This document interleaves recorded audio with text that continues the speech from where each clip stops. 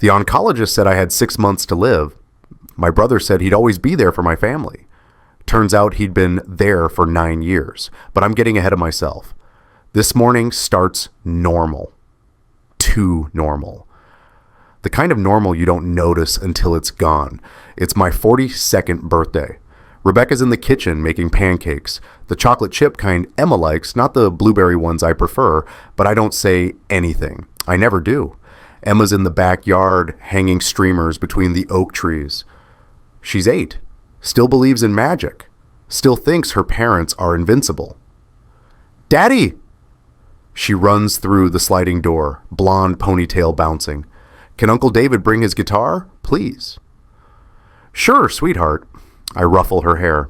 Whatever you want. Rebecca smiles from the stove. Your brother texted. He'll be here at noon. David, my younger brother, 37, perpetually single, perpetually showing up at family dinners with expensive wine and easy charm. Mom loves him. Dad respects him. Emma adores him. I trusted him. The backyard fills up fast. George and Carol, my parents, arrive first with a store-bought cake because Mom doesn't bake anymore, not since her arthritis got bad. The neighbors trickle in, the Hoffmans from next door, the Martinez family from down the street, Emma's best friend Sarah and her parents. David shows up last.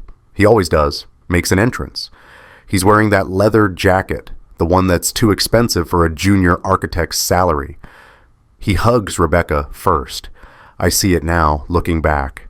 His hand on the small of her back. Too familiar, too long. But in the moment, I just smile. I'm good at that. Smiling, trusting. Happy birthday, big brother. David hands me a bottle of scotch, aged 18 years. For the man who has everything. Emma presents me with a card. Construction paper, crayon hearts, glitter that's already shedding onto my shirt. The front says, Best Daddy, in uneven letters. Inside, I love you forever and ever. Love, Emma. I believe her. I believe everything. David starts playing guitar. Some song everyone knows. People sing along. Rebecca's laughing at something David said. Emma's spinning in circles, dizzy with happiness. The cake comes out. 42 candles. Everyone sings.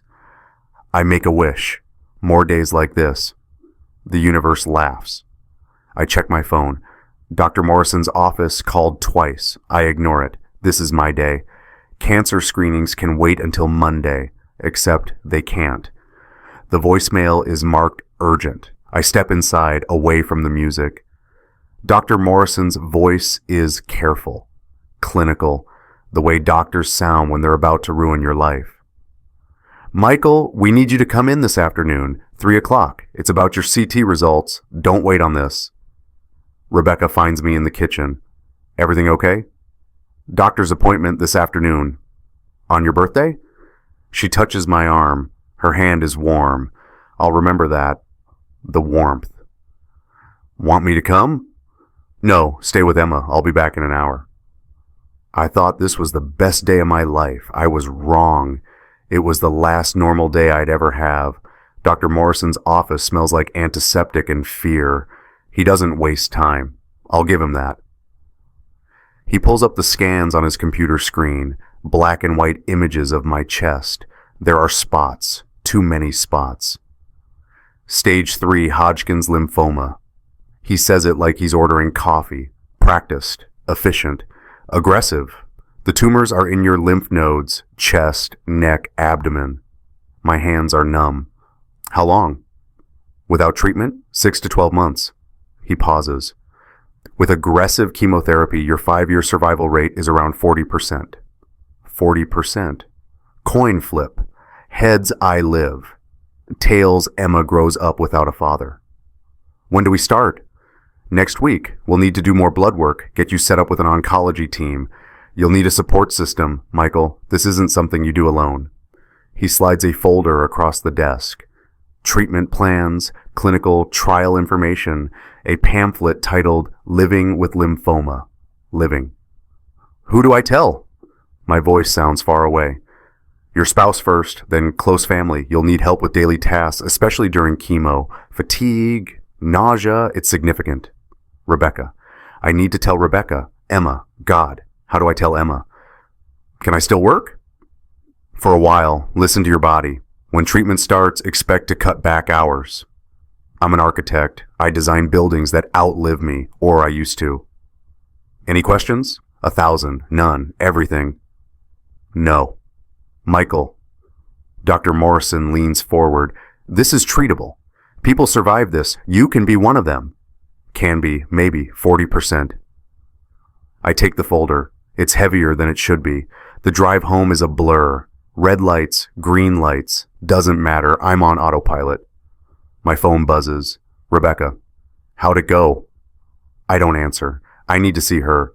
I need to hold Emma. I need to tell them Daddy's sick, but Daddy's going to fight and everything's going to be okay. Except, I don't know if that's true. I pull into the driveway at 4:30, early. The party's over. Cars are gone. Just Rebecca's SUV and David's motorcycle in the driveway. The motorcycle. David's still here. I walk through the front door. The house is quiet. Too quiet. Rebecca? No answer. Emma's at Sarah's house. Sleepover. They planned it this morning. I remember now. Rebecca? I hear something upstairs. A laugh. Low. Familiar. I take the stairs 2 at a time. Our bedroom door is cracked open, and I see everything. Rebecca, my wife. The woman I've loved for 9 years. David, my brother, the man I've trusted my entire life. Our bed, their clothes on the floor. David sees me first. He doesn't say anything, just grabs his jeans and runs. Literally runs. Down the stairs, out the door. His motorcycle roars to life and he's gone. Rebecca pulls the sheet around herself. Michael, how long? It's not how long. Her eyes are wet, mascara running. A few months. Liar. I know it immediately. The way she says it. Too quick. Too practiced. Get dressed.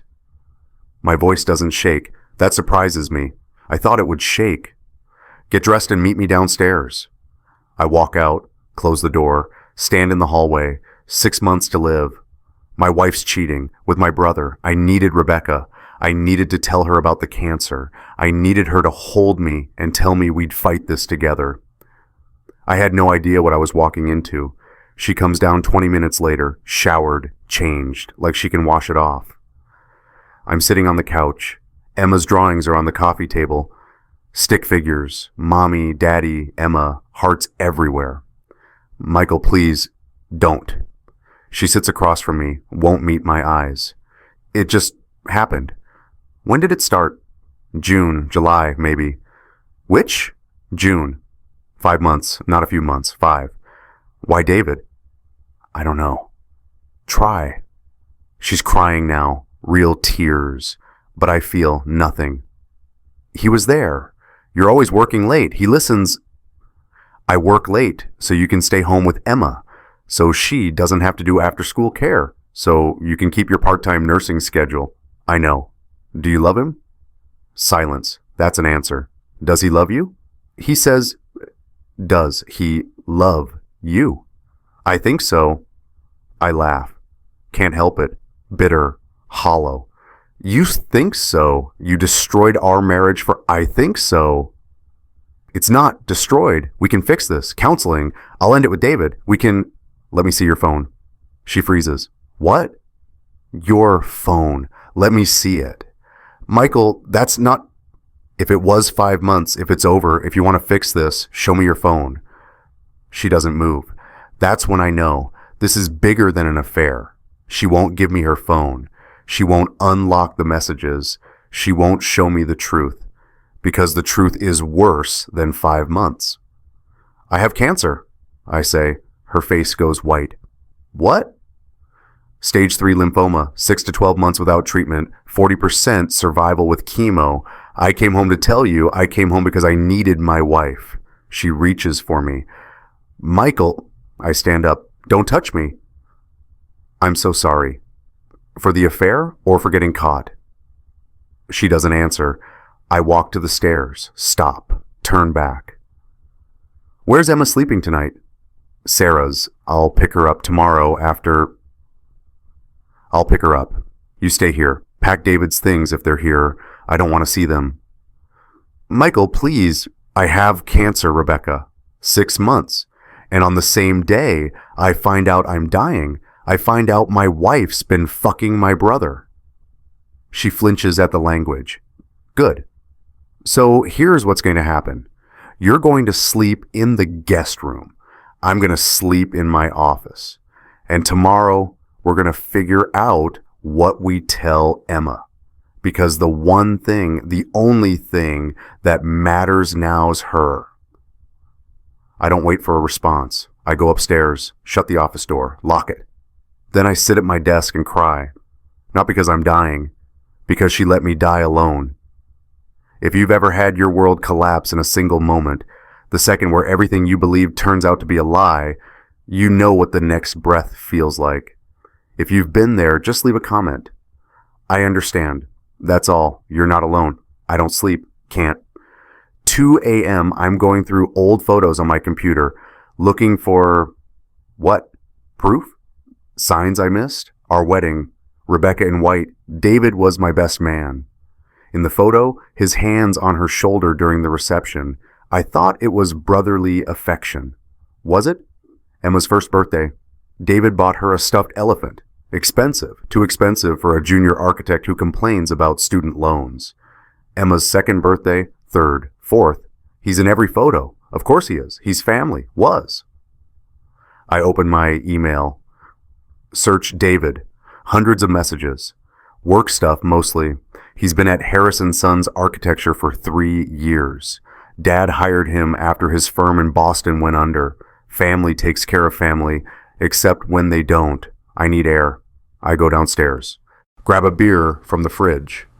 Notice Rebecca's phone on the counter. She forgot it, or left it on purpose. I don't touch it. I'm not that person. Not yet. Instead, I walk to the garage. Boxes everywhere. Christmas decorations, old furniture, Emma's baby clothes that Rebecca couldn't bear to donate. On impulse, I pull down the box labeled Emma Newborn Photos. I haven't looked at these in years. Rebecca organized them, printed the best ones, put them in albums. I flip through. Emma's first day home from the hospital. So tiny. Rebecca holding her, me holding her, both of us exhausted and terrified and happy. Then I see it. The photo from Emma's first week. Rebecca's in bed, Emma on her chest, and around Rebecca's neck, a necklace, silver, delicate, Art Deco design, my grandmother's necklace, the one that was supposed to go to David's future wife. Family tradition. Oldest son gets the family ring, youngest son gets grandma's necklace. David said he lost it. I remember. 4 years ago, maybe 5. He was moving apartments, claimed it went missing during the chaos. We all believed him, but Rebecca's wearing it in this photo, Emma's first week home, 8 years ago, which means David didn't lose it. He gave it to her 8 years ago. I pull out my phone. Do the math. Emma was born May 2015. Rebecca and I got married January 2015. We got engaged November 2014. If David gave Rebecca the necklace, when? Before the wedding? During our engagement? Before? My hands are shaking. That necklace was supposed to go to David's future wife. Rebecca wore it the day Emma was born. 9 years ago. 1 year after it supposedly went missing. I need more. I go back to the garage, more boxes, Rebecca's college stuff, her nursing textbooks, old journals. Wait, journals. She used to keep journals, I remember. Early in our relationship, she'd write in them every night, said it helped her process the day. I found it endearing. When did she stop? Did she stop? I start pulling boxes, opening them, searching, and then I find it. Hidden in a box of Christmas decorations wrapped in an old scarf. A leather journal. Expensive. The kind with a strap that wraps around. The first entry is dated March 2014. 11 years ago, a year before our engagement. My heart's pounding. I open to a random page. June 2016. Emma would have been 1 year old. Rebecca's handwriting, looping, neat. I don't know whose baby this is. I can't tell Michael. I can't do a paternity test. If it's David's, I'll just never know. Maybe that's better. Maybe ignorance is protection for all of us. The journal drops from my hands. No. I pick it back up. Flip to the beginning. March 2014. David kissed me today. We were at his apartment helping him unpack. Michael went to get pizza. David opened a bottle of wine. We were laughing about something, I don't even remember what, and then he just kissed me. I told him it was wrong. He said love isn't wrong. I didn't stop him. I should have, but I didn't. I flip forward. November 2014. Michael proposed tonight, dinner at that Italian place he loves. The ring is beautiful. I said yes. I cried. He thinks they're happy tears. They are. Mostly. I called David after, told him it's over. He said, we'll see. I don't know what that means. I should know. I don't. January 2015, our wedding month. Wedding in 3 months. Michael's been working on the house, painting Emma's future nursery, even though I'm not pregnant yet. He's building a life for us. David came to my apartment last night. I told him to stop. He didn't. I didn't want him to. God forgive me. I didn't want him to. May 2015, Emma's born. She's perfect. 10 fingers, 10 toes, Michael's smile. Or maybe David's. They look so similar. I'll never know. I can never know. Entries continue every few months, sometimes every few weeks. August 2017, Emma's 2. David brought Emma a dollhouse for her birthday. Michael said it was too much. David winked at me when Michael wasn't looking. Like we have a secret. We do. We have so many secrets. December 2020. 5 years. It's been 5 years of this. Michael suspects nothing. He's so trusting. It makes me sick. Not sick enough to stop. Just sick. March 2023. 5 months ago. I told David we need to be more careful. Michael's been asking why I work so many late shifts. I'm running out of excuses. David says I should just leave Michael. I can't. Emma needs stability. Michael's the stability. David's the... I don't even know anymore. He's the addiction I can't quit. The last entry, August 2023, 2 months ago. 9 years. I've been lying for 9 years. Michael doesn't know. David wants me to tell him, says he's tired of hiding. But how do you tell someone you've been lying since before you married them? How do you tell your husband that your daughter might not be his? How do you destroy everything? I can't, so I won't. Some secrets die with you. She never stopped. Not for the engagement, not for the wedding, not for Emma, not for 9 years of family dinners, holidays, I love yous. 9 years of my brother in my bed. The journal slides from my hands. I sit on the garage floor, cold concrete, car oil stains, and I finally understand. This isn't a 5-month affair. This is my entire marriage. I don't go back inside the house. Can't. Dawn comes, gray light through the garage window. I'm still sitting on the concrete floor, journal in my lap, surrounded by 9 years of lies. My phone buzzes. Rebecca, where are you? We need to talk. I don't respond. Another text. Michael, please. Then, I'm sorry. Sorry. She's been sleeping with my brother since before we were married. She doesn't know if Emma's mine, and she's sorry. I stand. My back aches, my chest aches, everything aches. I need to know. Not for me, for Emma.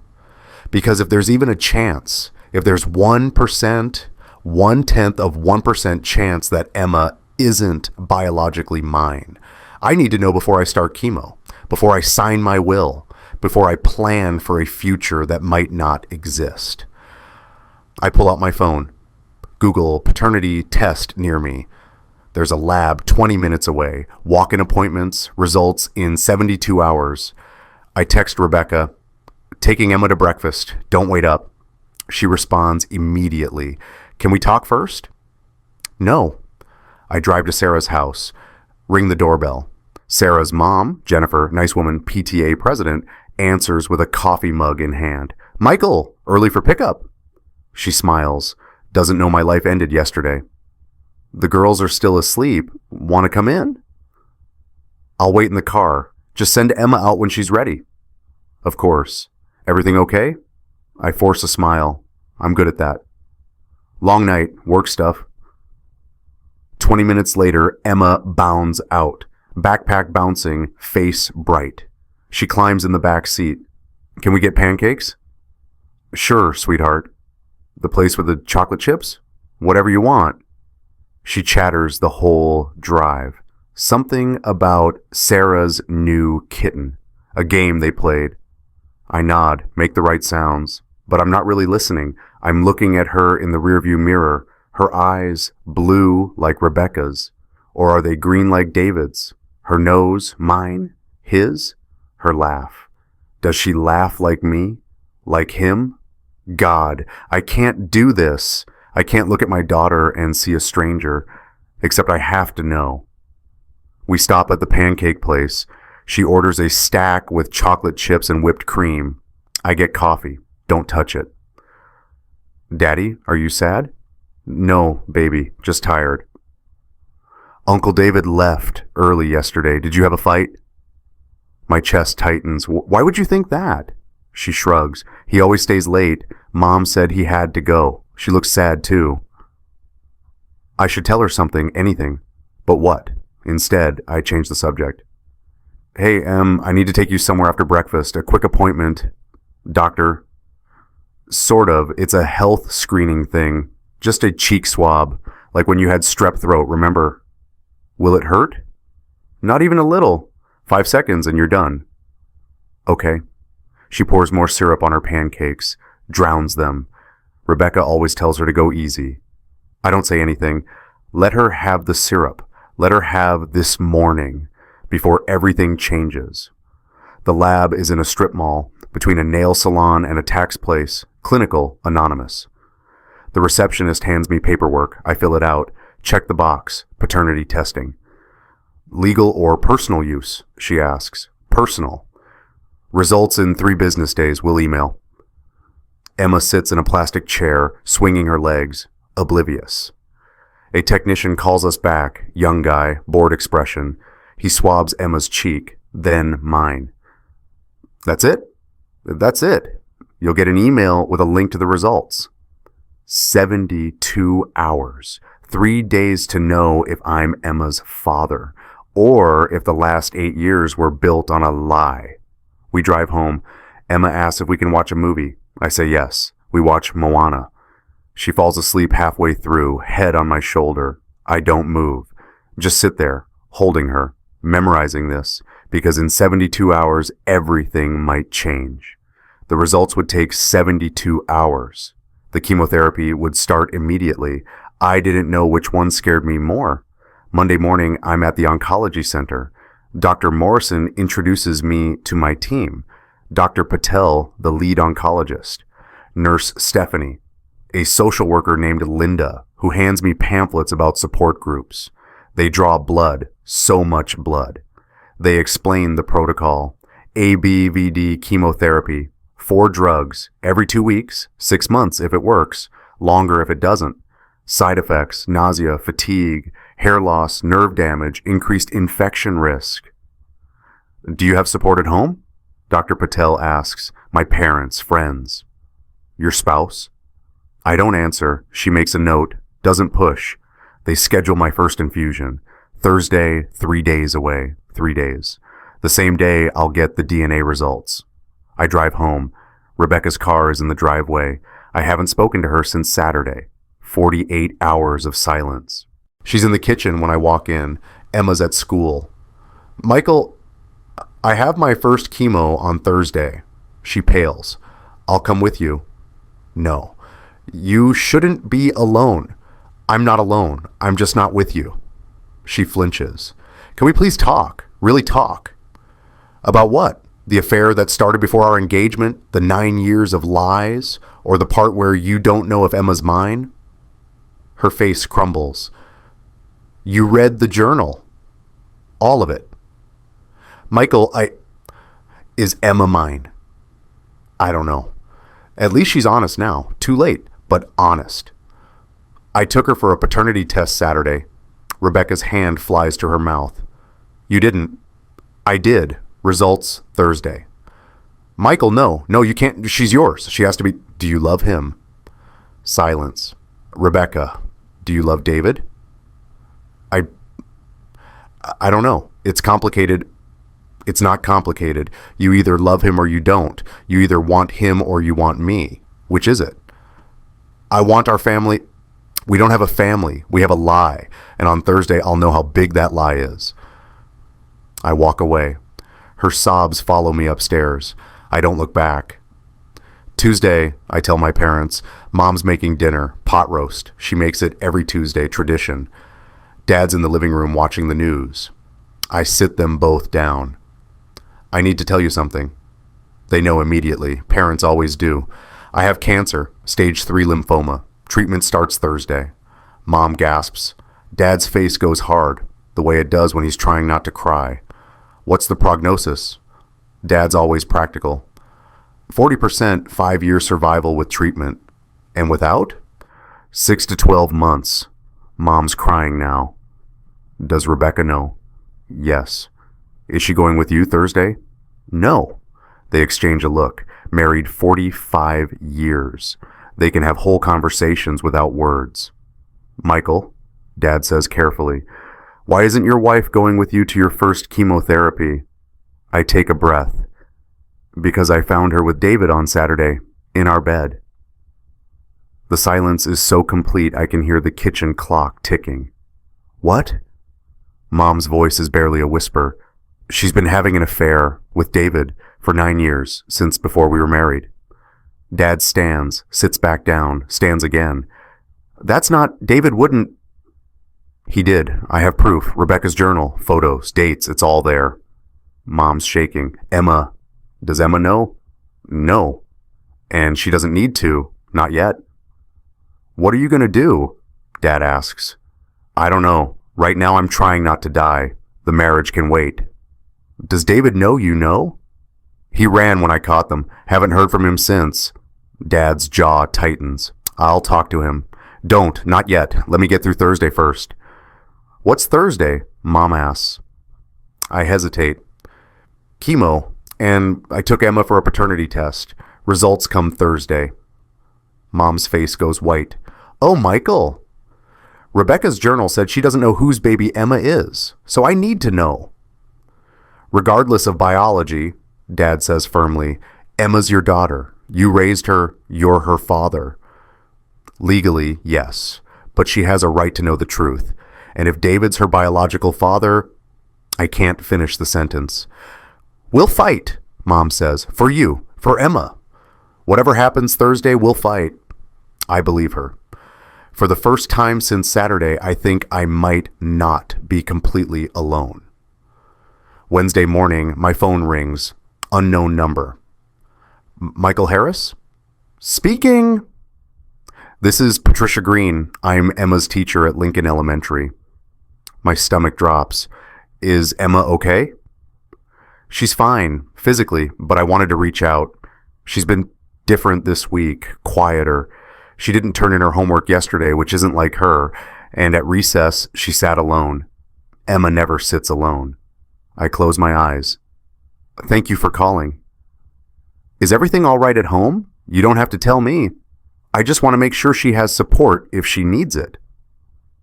I make a decision. Can I come in after school to talk? Of course, 3:30? I'll be there.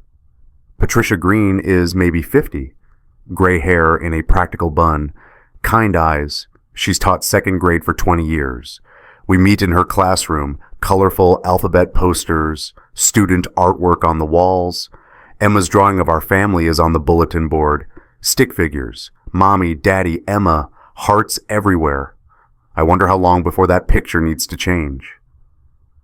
Thank you for coming, Patricia says. I won't keep you long. I know you're busy. I'm not. I sit in a tiny student chair. My knees nearly touch my chin. My schedule just cleared up considerably. She waits. Good teacher instinct. Let the parent talk.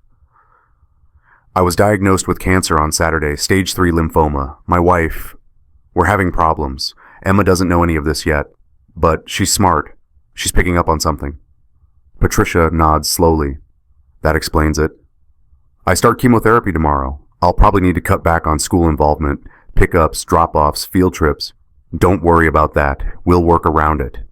She leans forward. Michael, Emma talks about you constantly. You're her hero. Whatever's happening at home, she needs you to keep fighting. My throat tightens. I'm trying. I know. She hands me a tissue. I didn't realize I was crying. And if there's anything the school can do, anything at all, let me know. Just keep an eye on her. Please, she's about to go through a lot. I will, I promise. I drive home feeling slightly less alone. 2 people now, my parents, Patricia. That's a start. Wednesday night, an old college friend calls, Rob Clark. We were roommates freshman year, lost touch after I got married. He didn't like Rebecca, said she was controlling. I didn't listen. I should have listened. Harris. Rob's voice booms through the phone. Long time. Clark. Yeah, long time. I heard through the grapevine you've been going through some shit. Wanted to check in. Which grapevine? Your mom called my mom. You know how it is. I laughed despite everything. Classic. So, cancer, huh? Stage 3 lymphoma. Fuck. Yeah. What can I do? Nothing. I mean, thanks, but there's nothing. Bullshit. I'm coming over Friday night, bringing beer. You still like IPAs? Rob. Not asking permission, man. See you Friday, 7 o'clock. He hangs up before I can protest. I stare at the phone. 3 people now. Maybe I'm not as alone as I thought. Thursday morning arrives too fast. I wake up at 5 a.m., can't go back to sleep. Today I start chemo. Today I get the DNA results. Today I find out if Emma's mine. I check my email. Refresh, refresh, refresh. Nothing. Rebecca's already up. I hear her in Emma's room getting her ready for school. Emma comes downstairs in her uniform. Navy jumper, white polo, blonde ponytail. Morning, Daddy. Morning, sweetheart. You look tired. Big day. What kind of big day? Daddy has an appointment. Grandma's picking you up from school, okay? Is it the doctor again? Yeah. Are you sick? God, she knows. Of course she knows. A little bit, but the doctors are going to help me feel better. She hugs me, tight, 8-year-old arms around my waist. I love you, Daddy. I love you too, Em, so much. Rebecca drives Emma to school. I check my email again. Still nothing. My phone rings. Dr. Patel's office, confirming my appointment. 3 p.m. I text my dad, "Can you come with me?" He responds immediately, already planning on it. 4 people. At 2:30, my email pings. Subject, DNA test results available. My hands shake. I click the link, enter the password. The page loads. There's a PDF. I download it, stare at the icon on my screen. I can't open it. If I open it, everything changes. If Emma's mine, relief. But also 9 years of lies, betrayal, trust shattered. If Emma's not mine, I can't even think about it. My phone rings. Dad, I'm outside. Coming. I grab my laptop. Don't open the file. Not yet. Not until after chemo. One crisis at a time. The infusion center is on the 4th floor of the hospital. Recliners everywhere. IV poles. Patients wrapped in blankets, watching TV, sleeping. This is my life now. Nurse Stephanie gets me set up, finds a vein, starts the IV. First time's always the weirdest, she says. You'll get used to it. I don't want to get used to it. The drugs drip in, clear liquid, poison that's supposed to save me. Dad sits in the chair next to me, doesn't say much, just sits there, present. I pull out my laptop. What's that? He asks. DNA results came this morning. His face goes still. Did you open them? Not yet. Do you want to now? I don't know. Maybe I should wait until I'm home, until... Michael. Dad's voice is firm. You've been waiting 3 days. You've had cancer hanging over your head. Your marriage is a disaster. If you want to know now. I'm here. He's right. I open the file. The report loads. There's a lot of technical language, genetic markers, probability calculations, and then in bold letters, probability of paternity, 0.0%. The alleged father is excluded as the biological father of the tested child. 0, not low, not unlikely. 0. Dad leans over, reads it, goes pale. Michael, I close the laptop. Emma's not mine. 8 years. 8 years of bedtime stories. Scraped knees, first days of school, Christmas mornings, birthday parties. 8 years of calling her my daughter, and she's not. Biologically, she's David's. Emma asked why I was crying. I told her Daddy was just tired from medicine. That was true. The other truth, that she wasn't mine, I'd save for later, or never. Dad drives me home. I'm too shaky. The chemo, the results, everything. What are you going to do? He asks. I don't know. You're still her father. DNA doesn't change that. It changes everything. No, it doesn't. You raised her. You love her. She loves you. That's what matters. But legally, you're her father. Your name's on the birth certificate. You've been her parent for 8 years. Family court will side with you, especially if Rebecca was lying about paternity. You sound like a lawyer. I called one yesterday, just in case. Of course he did. What did they say? That you have parental rights, established parentage. Even if David's the biological father, you're the legal father. Unless you choose to give that up, which you won't. Emma's yours. Relief floods through me. Then guilt. Because I'm relieved that I can keep a child who isn't biologically mine. What does that make me? I need to talk to David, I say. Bad idea. He has a right to know. He's known for years, Michael. Remember? Rebecca's journal said he suspected. He didn't come forward. He didn't claim her. He just kept sleeping with your wife and playing uncle to his own daughter. The anger hits then. Sudden. Overwhelming. David knew. He knew Emma might be his. And he said nothing. Did nothing. Just kept showing up at family dinners. Kept bringing expensive gifts. Kept pretending to be the cool uncle. While I changed diapers, walked the floor with a colicky infant, taught her to read, held her when she had nightmares. I'm going to kill him, I say. Dad's jaw tightens. Get in line. Friday evening, Rob shows up at 7 sharp. Case of IPA. Pizza from that place we used to go to in college. You look like hell, he says. Chemo, it's a look. Chic. He pushes past me, sets the beer on the counter. Where's the wife? Upstairs. We're not really talking. And the kid? At my parents'. Sleepover. Good. We can talk like adults. He cracks open 2 beers, hands me one. Start from the beginning. And don't leave anything out. So I tell him, all of it. The cancer, the affair, the journal, the DNA test. Rob listens, doesn't interrupt. When I finish, he's quiet for a long moment. You disappeared after the wedding, you know, he finally says. We used to hang out every week. Then you married Rebecca and just vanished. I tried calling, texting. You were always busy, always had an excuse.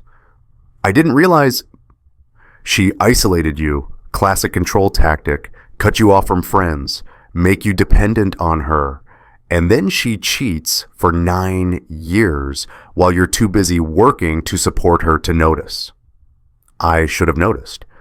No, she should have been honest. This isn't on you, Harris. None of this is on you. The words hit differently coming from someone who isn't family, someone who doesn't have to love me. What do I do? I ask. Right now? You survive. You beat the cancer, you keep Emma, and you let the rest sort itself out. And David? Rob's expression darkens. What about him? I want to talk to him. I need to. Why?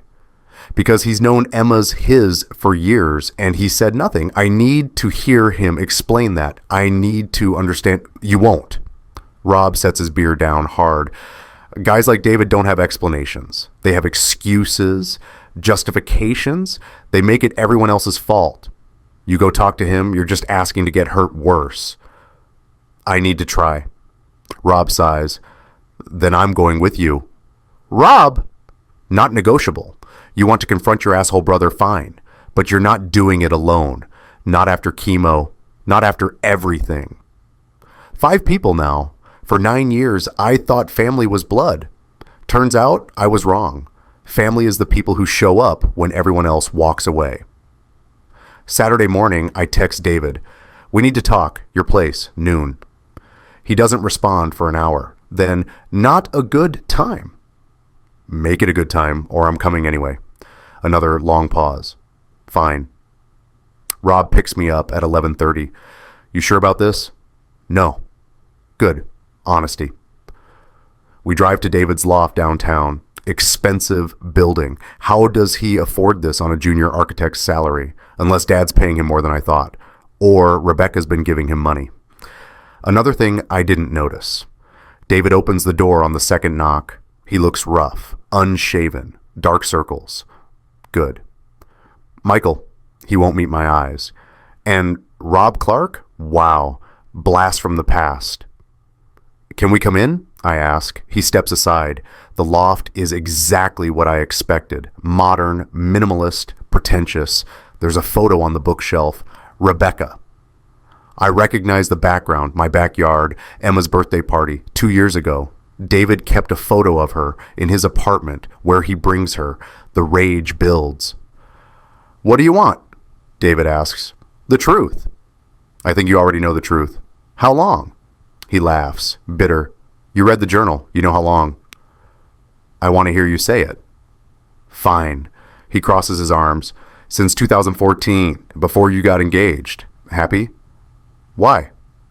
Why what? Why her? Why Rebecca? Why my wife? David's face twists. Something ugly, resentful. Because I loved her first, Michael. I met her first. That night at the bar, junior year of college. She was supposed to be mine. But you showed up. You, with your perfect smile and your perfect life and your perfect everything, and she chose you. So you, what? Decided to take her anyway. I didn't take anything. She came to me. She wanted me. Still wants me. She doesn't know what she wants. And you do? David steps closer. You think you're the good guy here? The victim? You stole my life, Michael. Mom and Dad always loved you more. You got the scholarship. You got the job at the firm. You got the girl. You got everything. So yeah, I took the one thing you couldn't earn. I took her heart. You didn't take her heart, I say quietly. You took advantage of her weakness and mine. You're not a victim, David. You're a coward. Says the guy who didn't notice his wife was cheating for 9 years. Rob steps forward. Watch it. David smirks. Or what? You're going to defend his honor? He doesn't need you. He has his perfect life, his perfect daughter, his... Emma's not mine. The words hang in the air. David freezes. What? DNA test 0.0%. She's yours. His face goes white. You're lying. I have the report. Want to see it? No, that's not... She can't be... She is. You've known for years, haven't you? You suspected. Rebecca's journal said so, but you never said anything, never claimed her, just kept playing uncle while I raised your daughter. David sits down hard. I didn't know for sure. Bullshit. I didn't. Rebecca wouldn't test her. She said it was better not to know, that if we didn't know, we could all just keep going, keep pretending. And you were fine with that? What was I supposed to do? Blow up your marriage? Take Emma from the only father she's ever known? For what? So I could... He stops. I'm not dad material, Michael. I never wanted kids. Rebecca knew that. That's why she stayed with you. There it is, the truth. Rebecca stayed with me because I was stable, safe, the good father. David got to be the exciting lover. No responsibility, no commitment, and Emma got caught in the middle. She deserves to know, I say. No. David stands. Don't tell her, please. She's 8. She doesn't need to know that her uncle is her... He can't say it. It'll destroy her. What about what it's doing to me?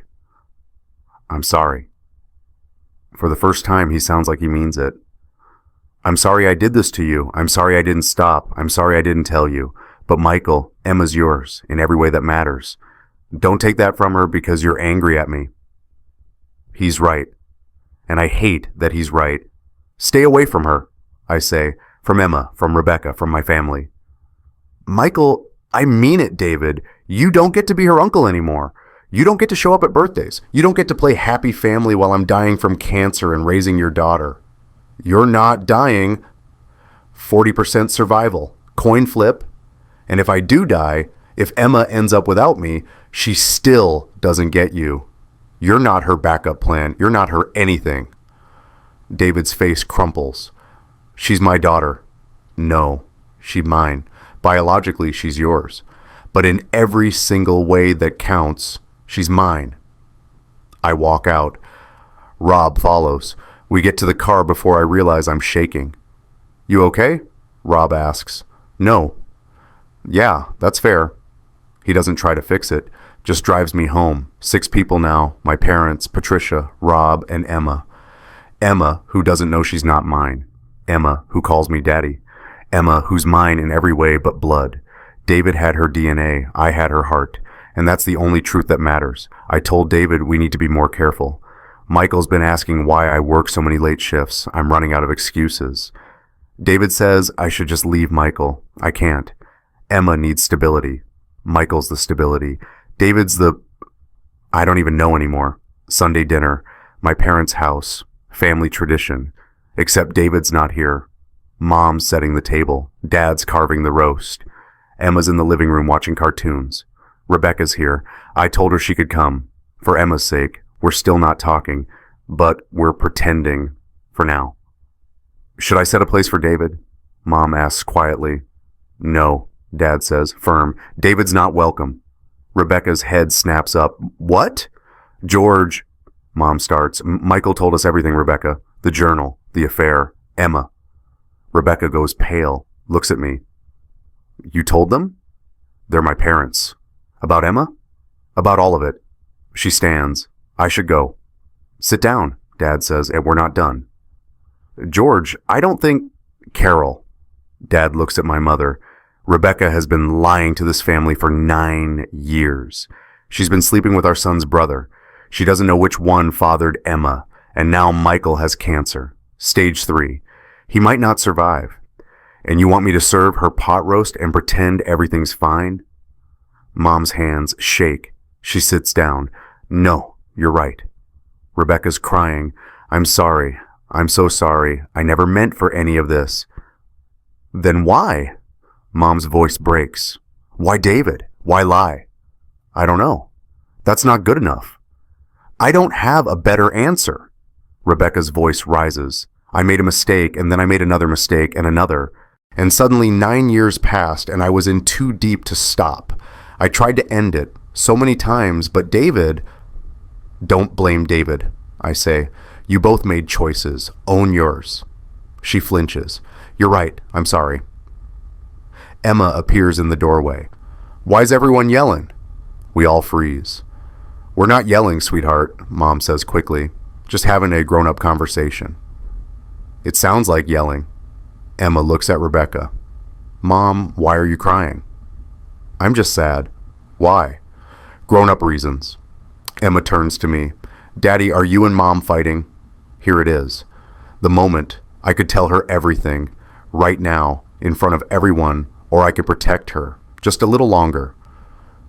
Mom and I are working through some things, I say carefully. But we both love you very much. That never changes, okay? Okay. She doesn't look convinced. We eat in silence, uncomfortable, thick. Halfway through dinner, Dad clears his throat. Michael starts his second chemo treatment on Tuesday. Carol and I will be there. Rebecca, you should be there too. I want to be there, Rebecca says quickly. If Michael will let me. Everyone looks at me. You can come, I say. But we're not okay. We're not fixed.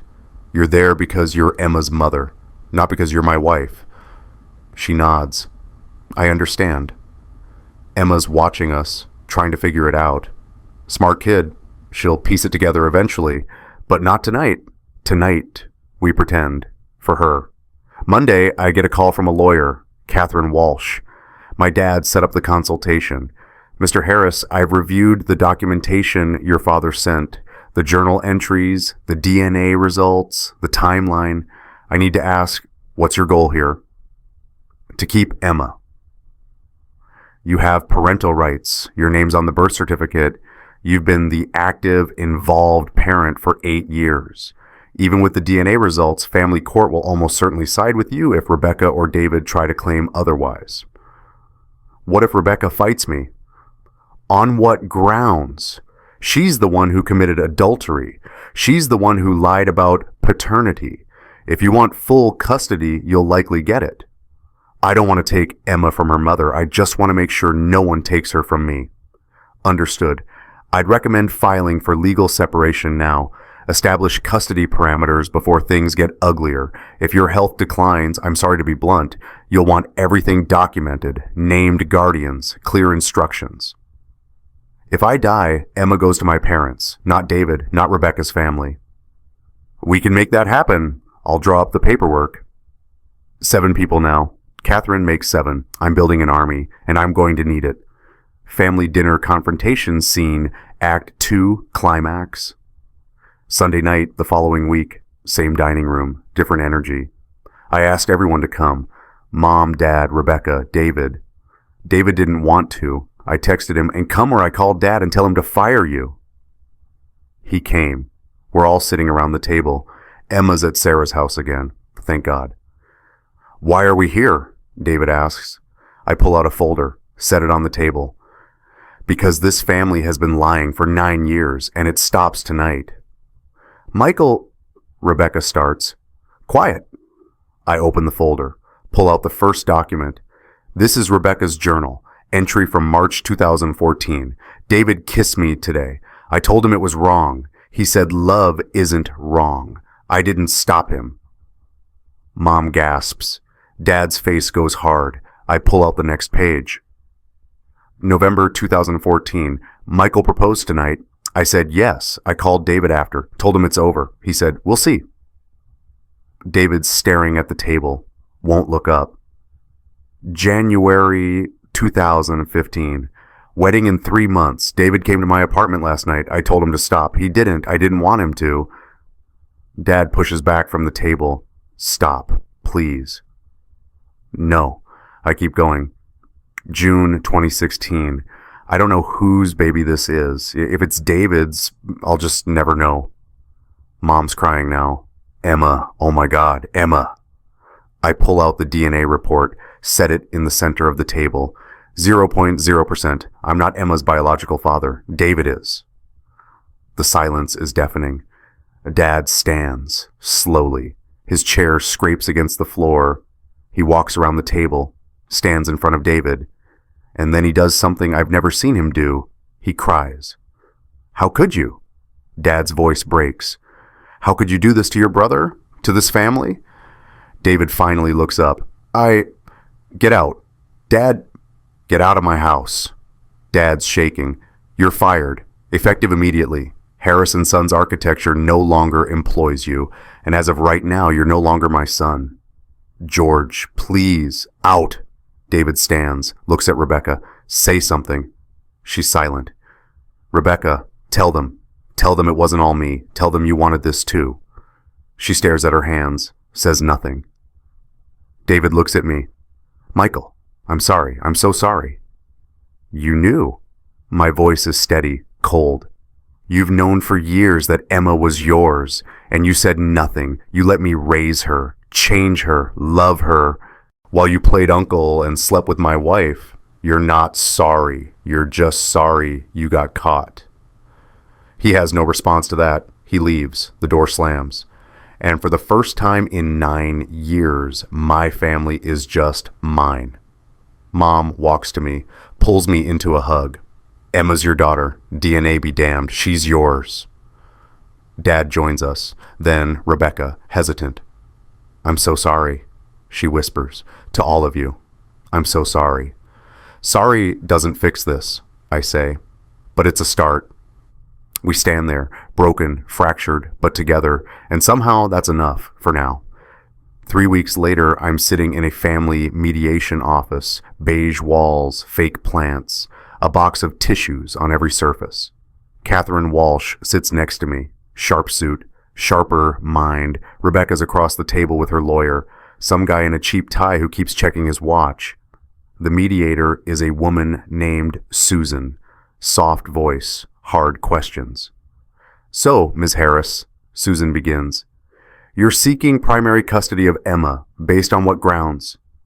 Michael's illness, Rebecca's lawyer says, stage 3 cancer, aggressive treatment.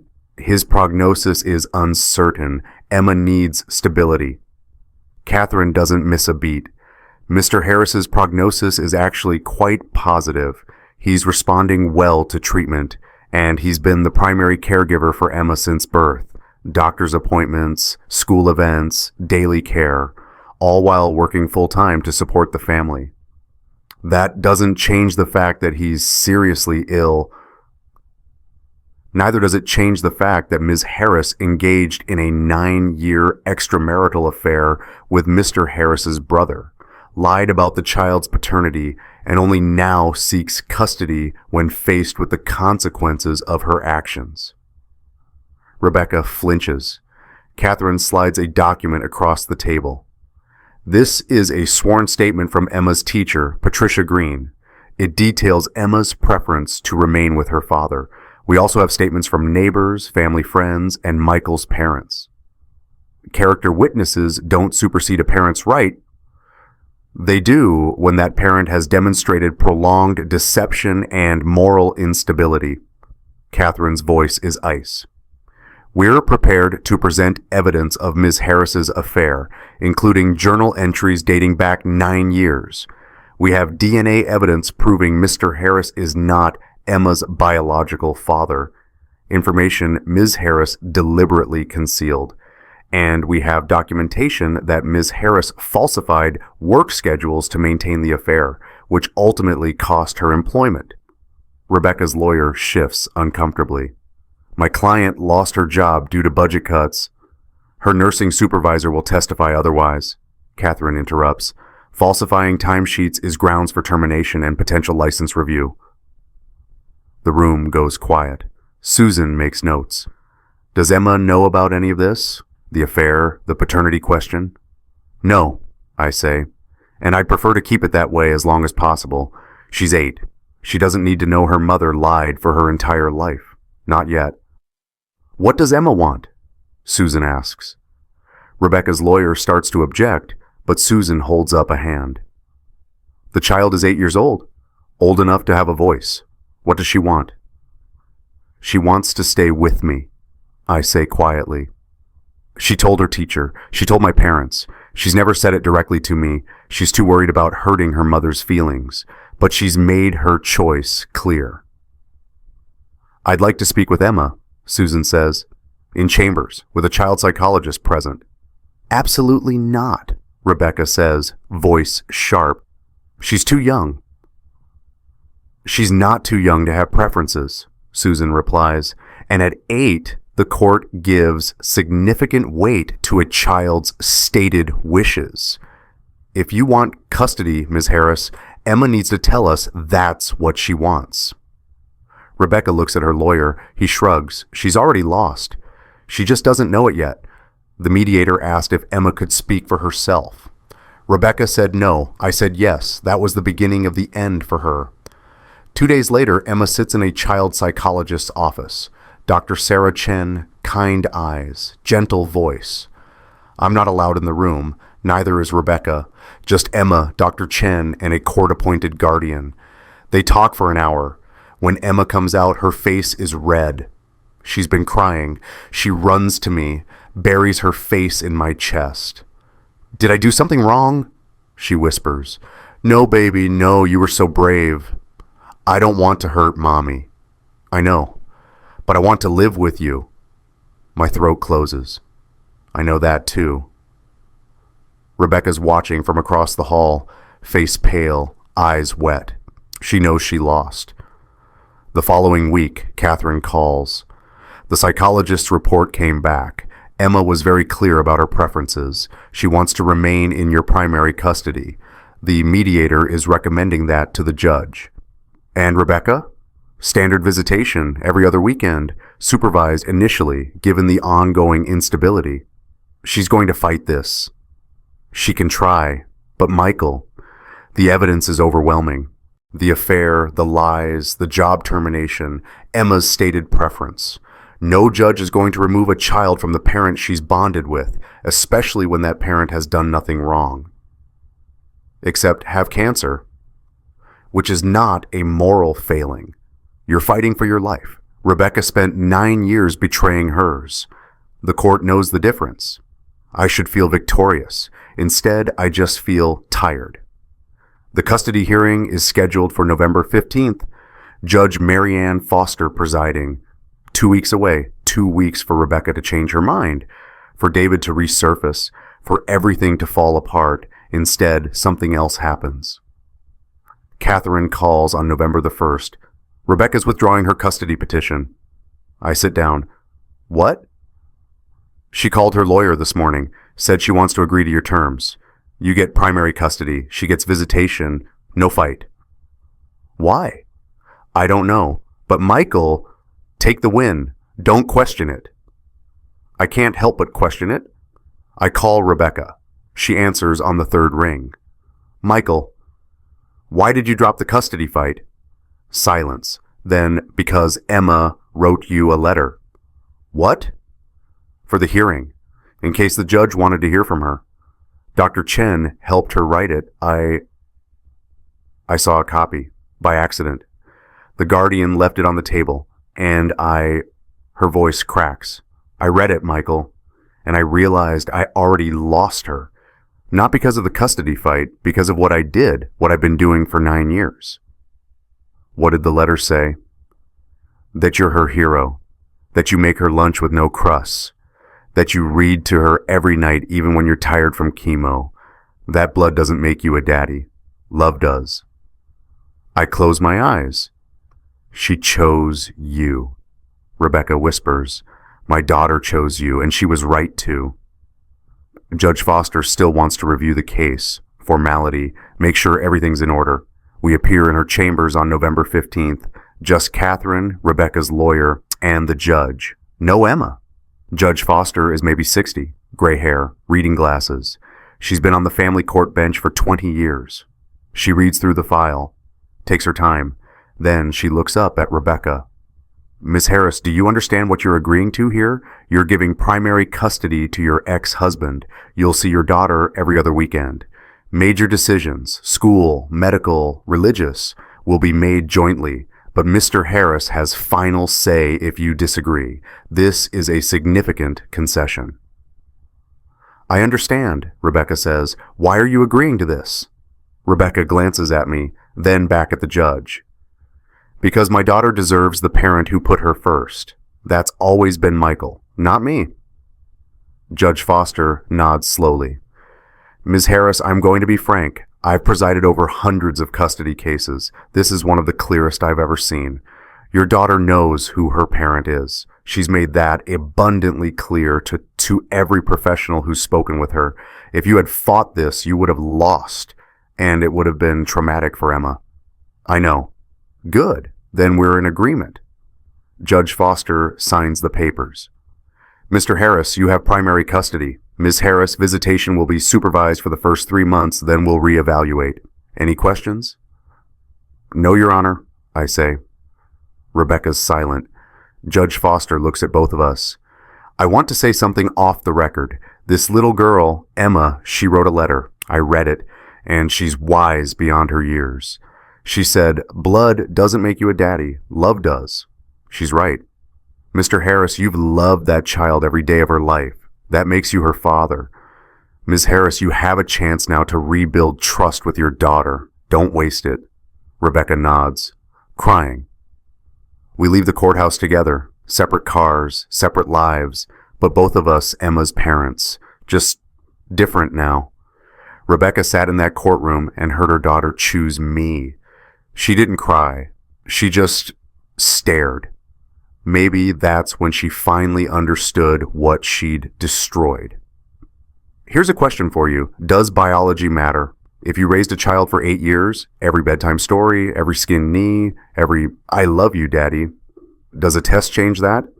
Comment below, biology matters or love matters. I'm curious where you stand. The consequences for David and Rebecca don't come all at once. They come slowly, steadily, like water eroding stone. David first.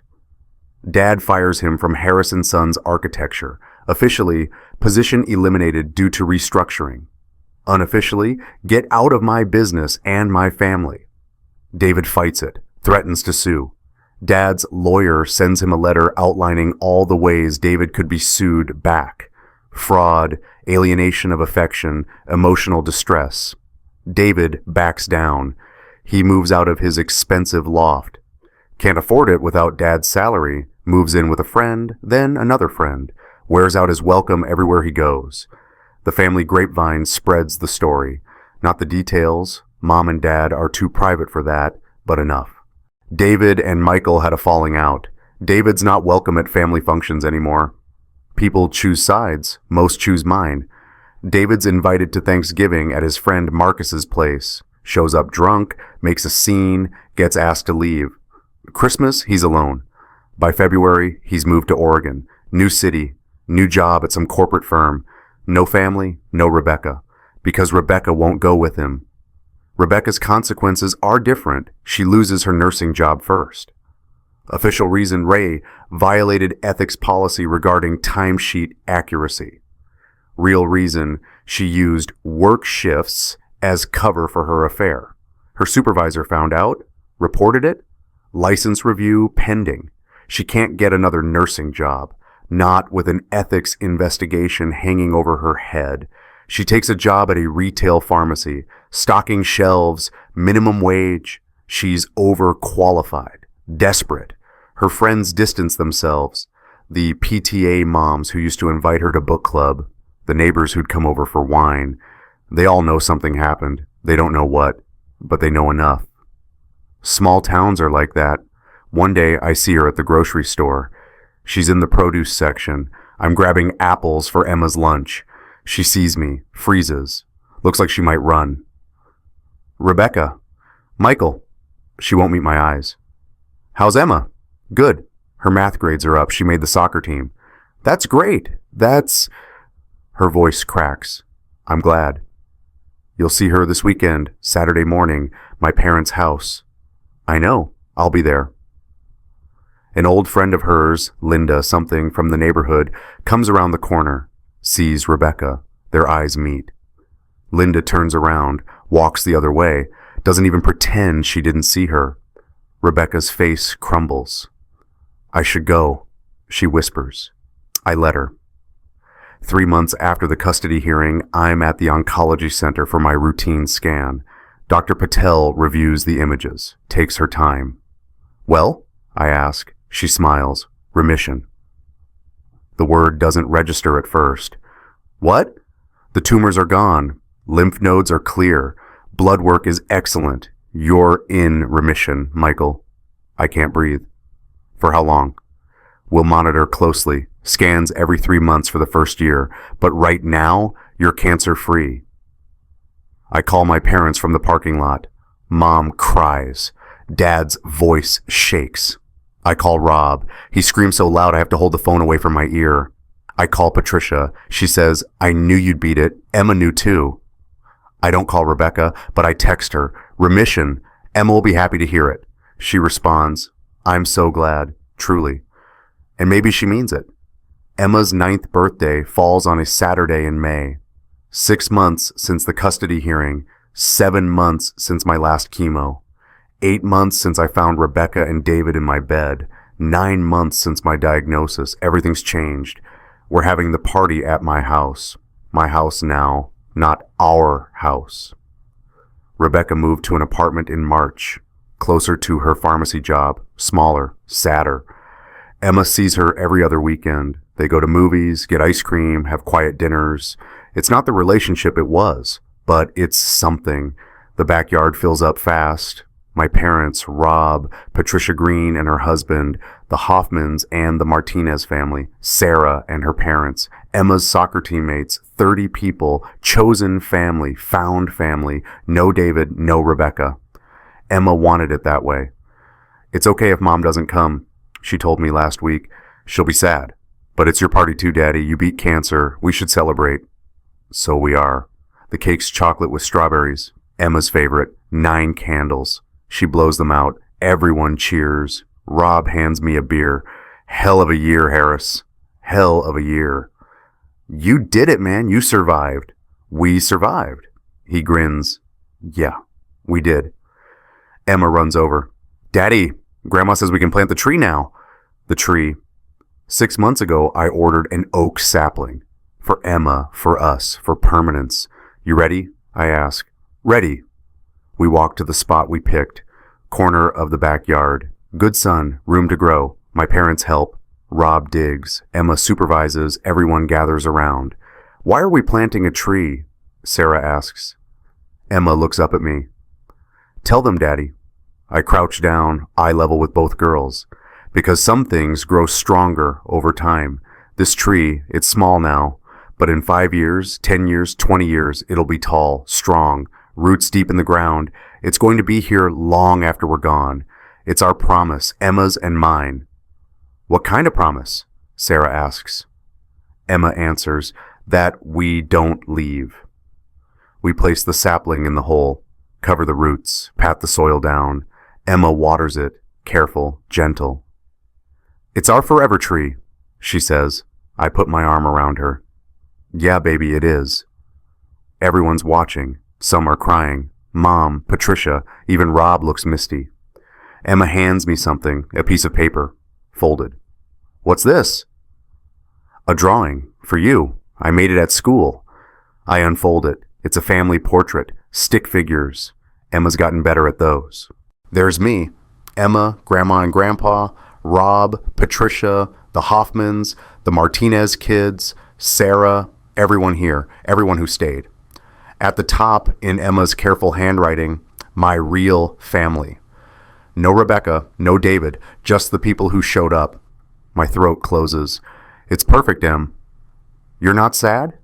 No, I'm happy, so happy. She hugs me, tight. I love you, Daddy. I love you too, sweetheart, so much. The party continues. People eat cake, kids run around, the sun sets, golden light through the trees. The oak sapling stands in its new home, small, vulnerable, but growing, like us. That night, after everyone's gone and Emma's in bed, I sit on the porch. Rob's still here, last beer of the night. You did good today, he says. Thanks. Emma's happy, really happy, that's what matters. Yeah. You ever hear from David? No, you? Nope. Good riddance. Yeah. We sit in comfortable silence. Then Rob says, you know what I think? What?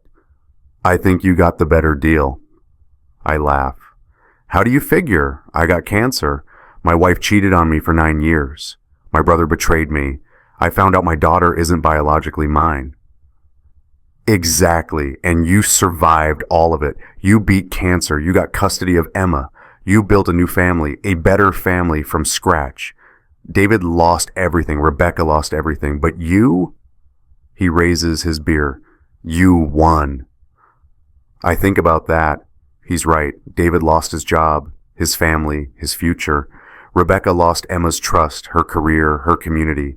But me, I have Emma, my parents, Rob, Patricia, a whole backyard full of people who chose to stay. I did win, I say quietly. Damn right you did. Sunday morning, I take Emma to the diner for pancakes. Our tradition, every Sunday, just the two of us. She orders chocolate chip, extra syrup. I let her. Daddy? Yeah? Can I ask you something? Always. Do you still love Mom? The question catches me off guard. I take a breath. I love who I thought she was, but the person I was married to, the person who lied for 9 years, I don't know if I ever really knew her. Emma nods. Processing. Do you think she loves me? Yes, absolutely. She made bad choices, but she loves you. Then why doesn't she see me more? Because sometimes when people mess up, they need space to figure out how to be better. Your mom's trying to be better. It just takes time. Okay. She pours more syrup. Can I tell you something? Anything. I'm glad I live with you. My eyes sting. Me too, baby. And I'm glad you're not sick anymore. Me too. And I'm glad we planted the tree. That's a lot of being glad. She grins. I'm a glad person. Yeah, you are. We eat our pancakes, laugh, talk about nothing important, and I realize this is it. This is what I fought for. Not the custody hearing, not the remission, not the revenge. This. Sunday morning pancakes with my daughter. Simple, ordinary, perfect. That afternoon, I drive past Rebecca's apartment. I don't stop. Don't even slow down. Just look. She's in the parking lot, unloading groceries from her car, alone. She looks smaller somehow, older. I wonder if she regrets it, all of it. I wonder if she lies awake at night thinking about the family she destroyed. I wonder if David ever calls. I wonder if she's lonely. Then I stop wondering. Because it doesn't matter. She made her choices. I made mine. And we both have to live with them. 3 months later, I'm in my office working on a new building design, hospital addition, pediatric wing. I'm thinking about Emma, about sick kids who need hope, about families who need space to be together while they fight. My phone rings. Unknown number. I almost don't answer, but I do. Michael Harris. Michael. The voice is hesitant, familiar. It's David. I should hang up. Instead, what do you want? I'm in Oregon. I got a new job, corporate architecture. It's fine. Not great, but fine. Good for you. I'm calling to, I don't know, apologize. Again? I know I said it before, but I mean it. I'm sorry for all of it. Okay. Is she happy? Yes. Good. That's good. He pauses. Does she ever ask about me? No. The silence stretches. I deserve that. David finally says, yeah, you do. Will you, if she ever does ask, will you tell her I'm sorry? David, Emma doesn't know you're her biological father. She doesn't know about the affair. She just knows you're not around anymore. And honestly, she doesn't seem to miss you. Right, of course, His voice cracks. I think about her every day, what she's doing, if she's okay, if she's fine, she's happy, she has a family, a real family. People who show up, people who stay. You're not part of that. I know. So stop calling. I hang up, block the number, and I don't think about David again. 1 year after my diagnosis. 1 year after I found Rebecca and David in my bed. 1 year after my entire life fell apart. I'm standing in my backyard with Emma. The oak tree is taller now, maybe a foot. New leaves, stronger roots. Emma waters it every Sunday, without being asked. How tall will it get? She asks. 50 feet, maybe more. Wow, that's taller than our house. Way taller. Will we still live here when it's that big? I hope so. Me too. She puts the watering can down. Daddy? Yeah? I'm glad you didn't die. I pull her close. Me too, sweetheart. And I'm glad you're my dad. My real dad. Emma, I need to tell you something. She looks up at me. What? I almost do it. Almost tell her about the DNA test, about David, about everything. But then I look at her face, open, trusting, happy, and I realize she doesn't need to know. Not today. Maybe not ever. Because the truth is simple. I am her real dad, in every way that counts. Biology gave her David, love gave her me, and love wins. I'm glad too, I say instead. I'm so glad you're my daughter. She hugs me. Forever and ever. Forever and ever. We stand there, father and daughter, watering a tree that will outlive us both. And I think about the year that was, the cancer, the betrayal, the custody fight, the fear. And I think about now, the remission, the chosen family, The simple joy of Sunday mornings. People ask if I regret the DNA test. I don't. It taught me something simple. Love isn't biology. It's choice. And Emma and I, we choose each other every single day. The blood of the covenant is thicker than the water of the womb. That's the full saying. Most people don't know that. It means the family we choose, the bonds we forge, through loyalty, through showing up, through staying when it's hard, those are stronger than biology. David had Emma's DNA, but I had her heart. Rebecca had 9 years, but she wasted every single one. And me? I got a second chance at life, and I got to keep my daughter, not because a test said so, because she chose me, and I chose her. Every single day, blood doesn't make you family, loyalty does, and we don't leave. This story isn't really about betrayal, it's about the family you build when the one you're born with fails you. If you have a found family, people who showed up when blood relatives didn't, who chose you when they didn't have to, share their story in the comments. Tag them if you can. Tell them you appreciate them. Life's too short to keep that gratitude quiet.